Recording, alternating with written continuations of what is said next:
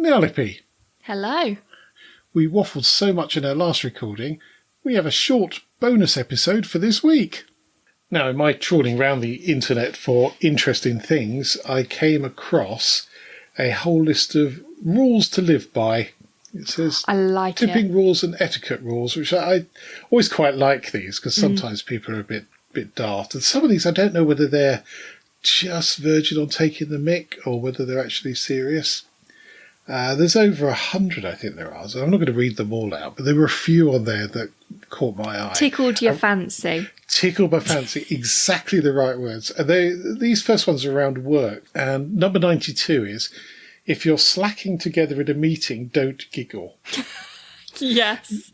Now, my aim with certain people I work with, who I've known for a very long time, is to send a message that causes them to burst out laughing on Zoom. Yeah. And I have managed it once or twice. See, the problem is my CFO is pretty good at that when we're on meetings with other companies. And it's awful. Like, he should not be doing it, but No. he just sends a little message like, well, isn't this boring? Like, oh, you can't do that to me. You can't. Not when I'm in a meeting with clients. No, that's... Yes, that's quite funny. Unfortunately, one of the gentlemen that tends to do this to me is absolutely outrageous. There's no two ways about it.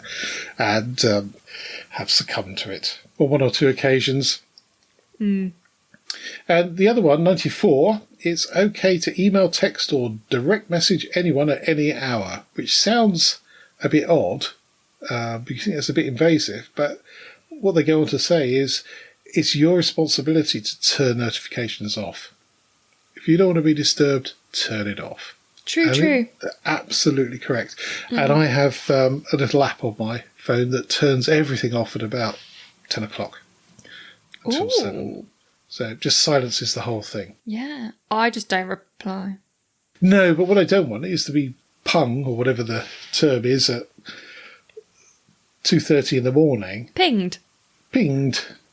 To be told something that I'm really not bothered about. Yeah. And that's invariably, it's not work. It'll be something else. Some message from with that, somebody. though, there's a good point in that if an emergency has happened. Yes, well, my take on that is if it's an emergency, phone the house.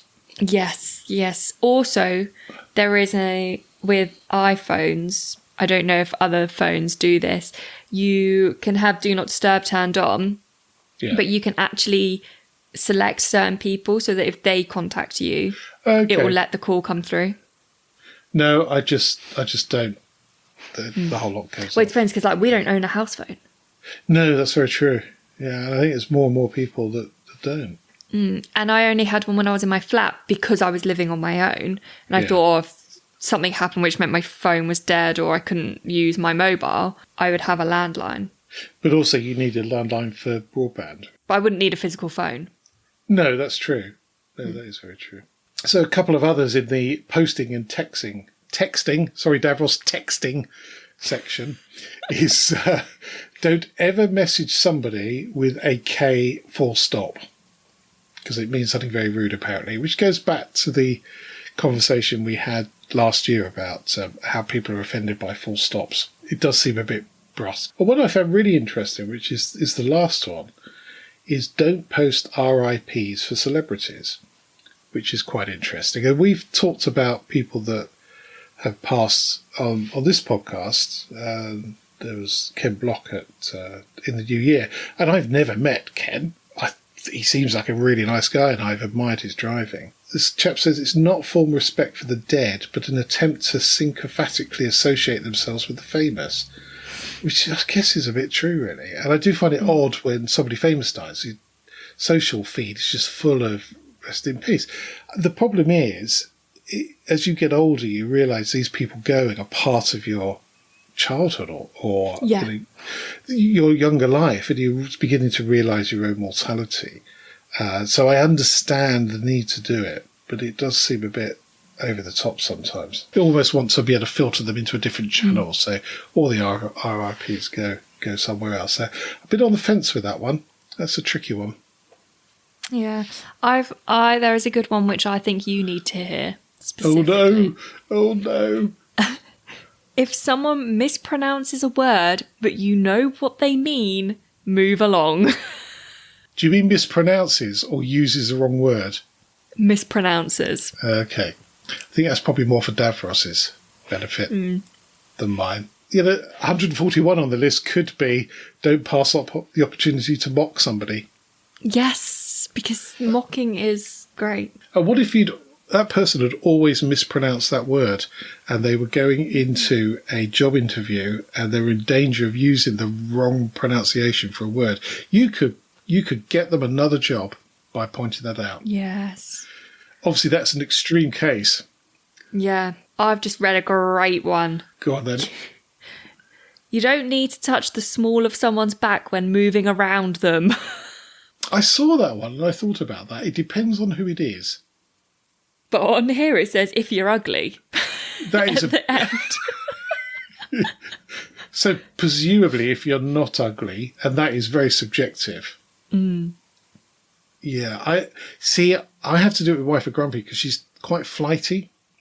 Yeah, She can be standing in one position and you walk past her and as she's turned around and she's gone. elbowed you in the stomach. Well, all sorts of damage could incur. And she does this when we're out as well because she's smaller than me. And she'll get through a little gap, and I'll be 4 or 5 people back within a minute or so, and no chance of catching up whatsoever. And that flightiness also happens in the kitchen as well, where if you're carrying something, you could end up with all over the place. So actually, just assuring somebody you're there before you go past with a hot tray, for example, probably quite a good idea. That one I accept, yes. But this does say to move around me at the bar, so presumably this is people you don't know.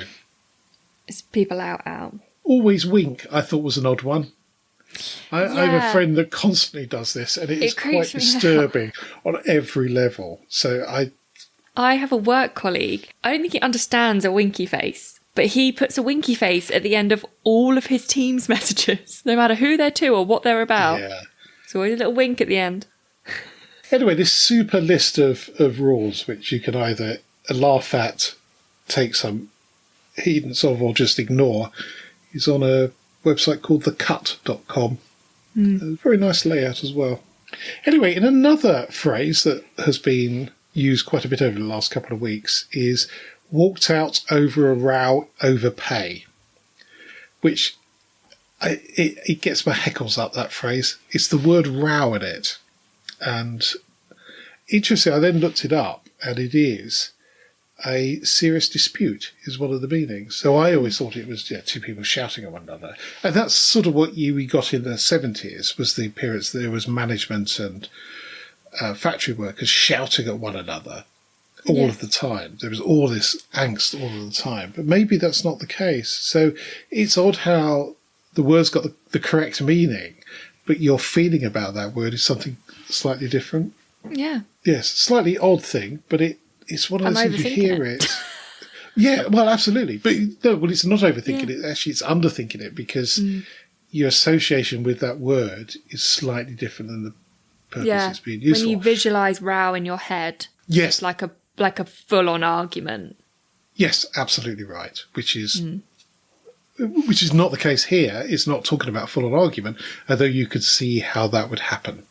But not necessarily the case, but I suspect it's a phrase we'll be hearing quite a bit over the next few months, unfortunately. Now, you pops over on Sunday for some wedding stuff, and somehow we got into a discussion about when is an island an island? What makes an island an island? I don't know why. Oh, we did. I know why. Because we were talking about the big crack going through Africa. That's right, yes. The splitting of the continent. That's right. And would that constitute an island? Or we came up with a theory that an island was one country or part of a country. So the Isle of Wight, for example, is part of England. And then I said, well, what happens if the Scottish devolve? Then we'll have 2 countries on the mainland. Then we won't be an island anymore. And in fact, Ireland isn't an island because it's got 2 countries on it. Yeah. But then the definition of island is very woolly. And there is really no definition apart from it's a piece of land surrounded by water. Which would mean that, like, everything's an island. Well, that was where my head was going, that actually everything is an island, and the only thing that distinguishes an island from a continent, apart from size, is the number of countries. Mm.